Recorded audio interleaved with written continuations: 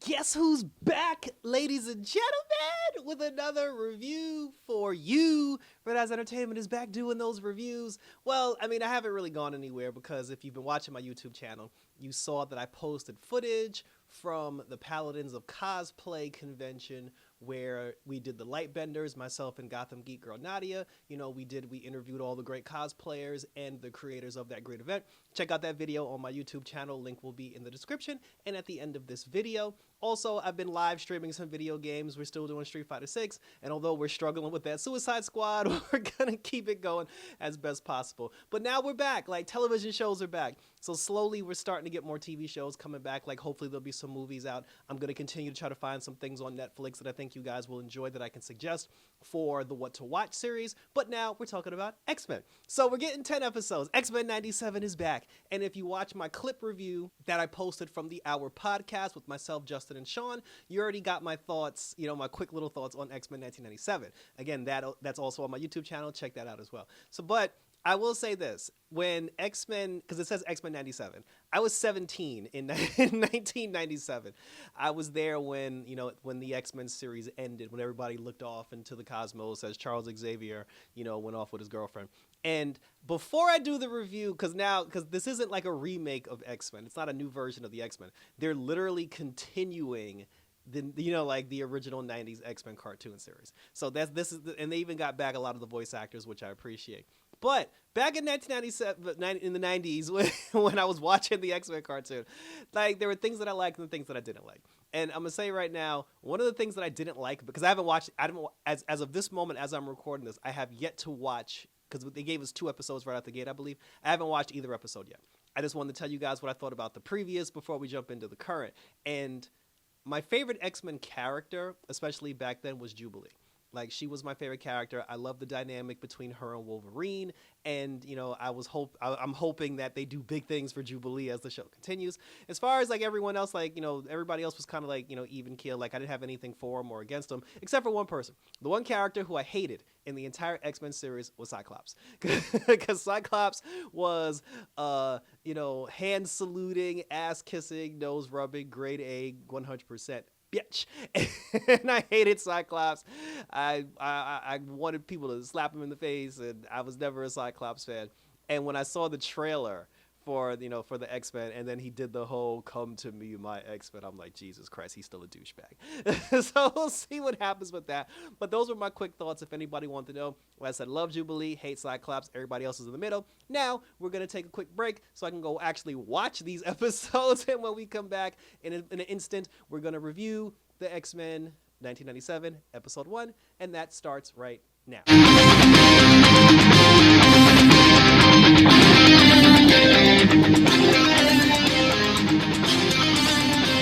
X-Men 97 episode 1 is in the books, and like I just said, I thought it was the most arrogant, douche-baggish thing for Cyclops to be like, "to me, my X-Men."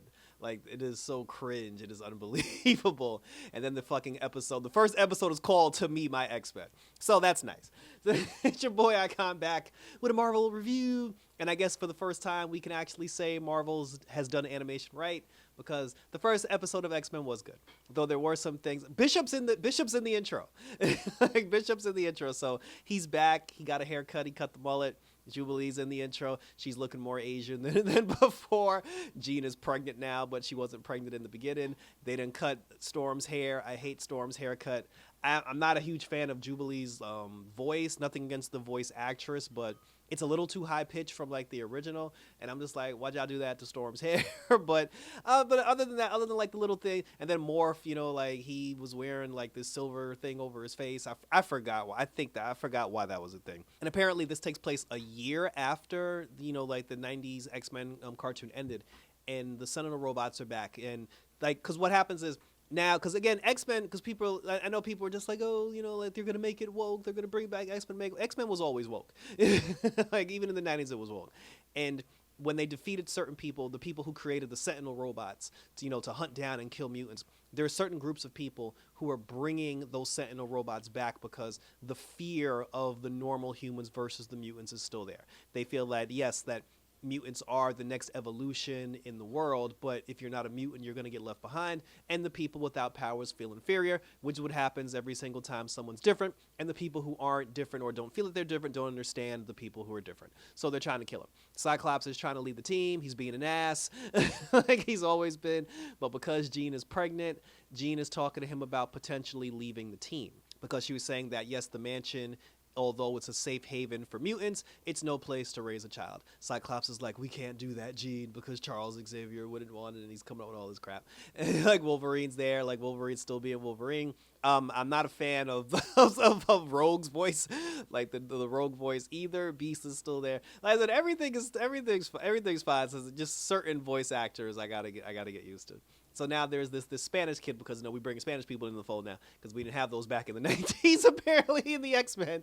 So there's this Spanish kid. He has power, and he's being chased by this radical group of people who are trying to bring back the Sentinels. So while they're doing that, and it's just like with the Jubilee thing, when the Jubilee got attacked at the mall, and the X-Men came in and saved him, the X-Men came in and they saved this new kid.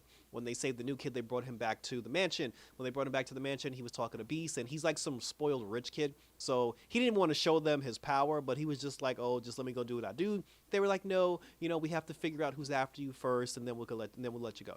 So then while they're doing that, there was a moment where Wolverine had Wolverine basically said it, like, he's not an idiot. Like, Wolverine's been around for like a very long time. So he was just like, he said Cyclops and Jean were basically leaving the mansion. He's like, that's not a secret. Lord knows who's going to lead us after that, possibly. I mean, to me, even that, when they were just like, oh, who's going to lead the team without the without Cyclops and Jean, I'm like, let Storm do it. I think Storm's like the most capable person in the entire group. So, as I said, so they end up figuring out who the person is that's bringing back the Sentinel robots and is giving these gang members these weapons. There was a moment where they actually went to prison to go talk to the guy that killed Charles Xavier, the guy who also ended up helping someone else build the Sentinel robots. I believe they started the Sentinel program together. And then while they were there, the guy didn't want to give him any information. Jean tried to use Cerebro to tap into the guy's mind to get into his head to find where the other guy is. But then when she tapped into his mind, she got some interference from Master Mole. Like, Master Mole's supposed to be like the King Sentinel robot, so we're in Master Mole territory, which scared the bejesus out of Jean. And she was like, oh, we have to stop them now before Master Mole comes to fruition. So everybody except Jean, because she's pregnant, they find out where Homeboy is. They go down there, they kick some ass, they defeat the Sentinel robots. The senator comes in, like the blonde woman, I believe she was the senator. She comes in, and then she's just like, oh, the world is safe again thanks to the X-Men. You've done Charles Xavier proud. And then he was like, thank you. And then after that, the next day, like, Cyclops tried to give the I apologize for being a douchebag speech, because he was just saying that, like, he felt the pressure of trying to fill Charles Xavier's shoes. But then he was just like, he said it's not on him to solely lead the X-Men. He said it's a team effort, it's a group effort. Therefore, Jean and I have decided. And before he could finish, Wolverine cut him off and was like, oh, you're leaving the mansion, bub. And then he never actually got, and then Jean even said, she was like, Logan, she's like, we're not leaving. But she never had a chance to finish, because they heard like an alert go off in Charles Xavier's old office upstairs in the mansion.